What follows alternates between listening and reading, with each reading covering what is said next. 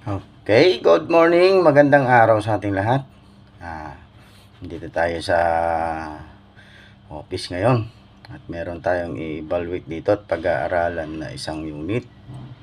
At ito'y bagong dating. Ito pala yung ating bagong dating na unit. Gagamitan natin ng simulator. Ito yung ating simulator. Yan yung parang isang timbangan na rin yan, kumbaga.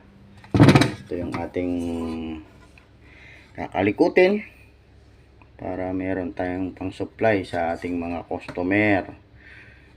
At dito pa lang matetesting na kung ito ba'y papasa sa panlasa ng ating mga customer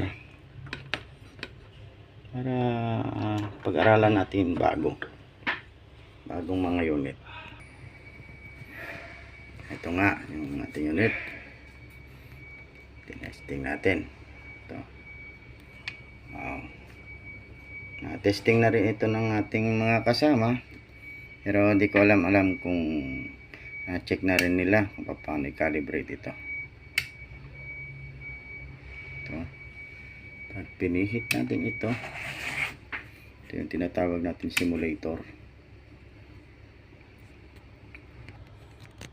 Pwede mo magbaguhin yung kanyang color, yung display, blue, gray, purple, yellow, off, ayan, white, red.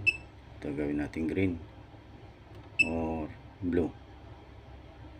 Maganda. Play. Ito nga, enter.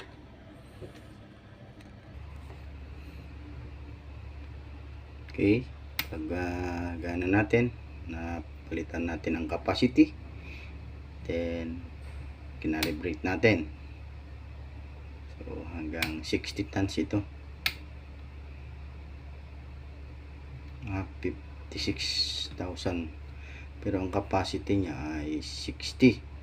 So ginawa natin ang calibration ngayon ay 56,000.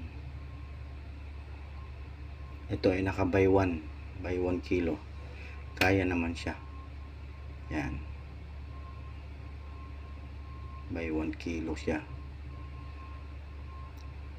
Kaya lang pag nasa track scale ito, lalo na't may motion, medyo malikot, mahangin, ay hindi siya stable dahil by 1 kilo. So dapat ang division size ng isang track scale ay, lalo na kung nasa 60 tons, ay nasa 5 kilos or 10 kilos division. Okay, hanggang dito na lang muna.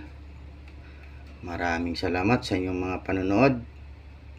Paki-like and share ang ating mga video.